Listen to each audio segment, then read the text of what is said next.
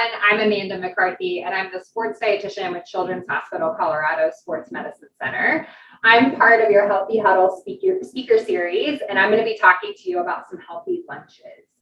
So today our recipe is going to be chicken quesadillas, and I'm also going to show you a vegetarian option with these quesadillas. So we're starting with the tortilla today.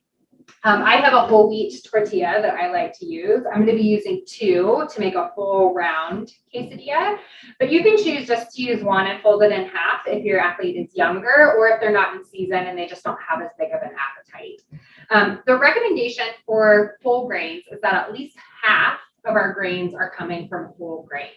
So if your athlete really doesn't like whole wheat tortillas, it's okay if you want to use a white flour tortilla instead.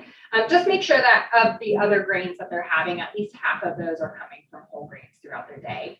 Also, if your athlete prefers to have corn tortillas, those are great as well. They just tend to be a little smaller, and so you may need to make several smaller quesadillas instead of just one big one. So we'll start with our tortilla, and we are going to be adding black beans as our start. So I'm using a refried black bean because they spread a little bit easier, but these black beans are going to add a good amount of protein and some extra carbohydrate to our quesadilla. Now, if your athlete hasn't tried beans or refried beans, they're still just getting used to it, I would recommend trying it with them with a meal that they're familiar with. So if they've had quesadillas before, try adding a little bit on and see what the reaction is going to be first. And then you can kind of slowly work them up to having a little bit more beans in their quesadilla. The reason I like beans is they're really high in protein and carbohydrate. They also give us a good amount of extra fiber, which is good for our hearts and our digestive system.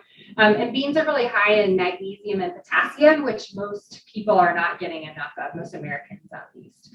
So they're a really great option to add in, to add some nutrient density to our quesadillas.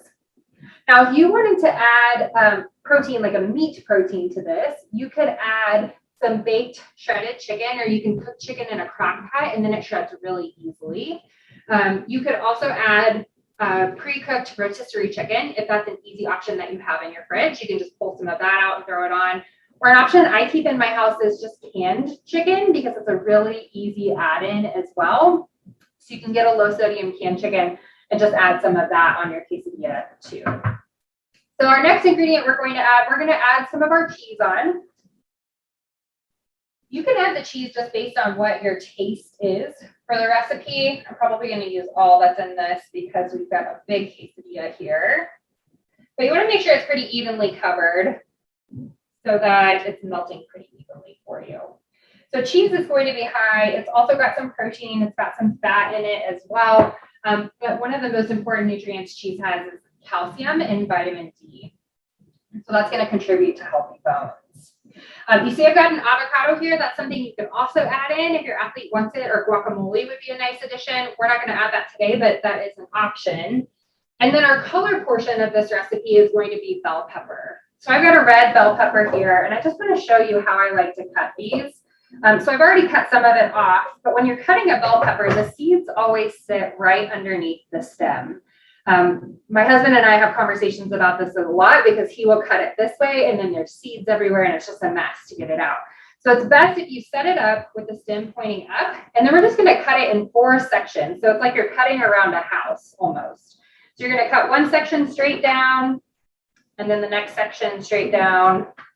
I still got some seeds, but you can see most of the seeds stayed contained right underneath that stem. So if you can just cut off, almost like you're cutting off the walls of a house, that's going to be the easiest way and cleanest way for you to manage that pepper.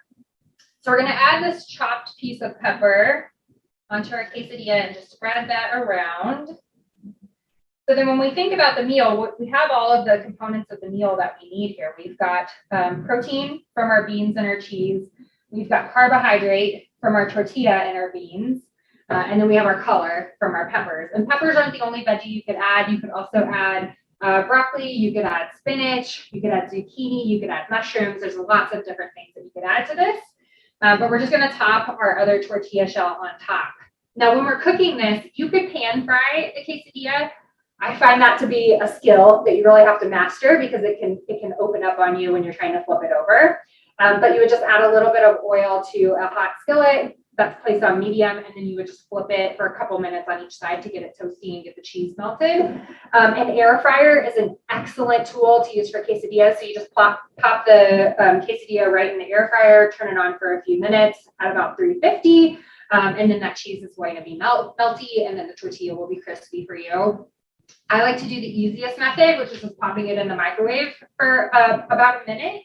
And then that will allow that cheese to melt and the quesadilla will be completely together.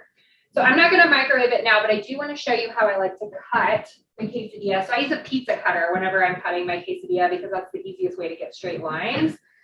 So when we're cutting it, we're just going to cut it like a pizza. So one straight down the middle. Remember, you've got the peppers in there, so you do need to use a little bit of force. And then usually we'll just do thirds, or sixths, I guess, otherwise. So one there, and then one the other way. And this could be something that your athlete can help with, again, depending on their age and depending on their savviness with using a pizza cutter. If you hold it and then help guide them with cutting it, that would be a great option. But this is something you could take to school in an ice pack cold. You could eat it cold as long as you are keeping it cold enough to prevent bacteria growth. So if you've got an ice pack in a lunchbox, you're in a good spot. If they have a microwave at school, they can heat it up for about 30 seconds and then it'll be good to go as well. You can also pack some salsa on the side, guacamole on the side for them to dip that in for some extra color and nutrition as well. So I hope you enjoy this recipe. If you have questions or need to get in touch with me, you can reach me at sportsnutrition@childrenscolorado.org. Thanks and enjoy your quesadilla.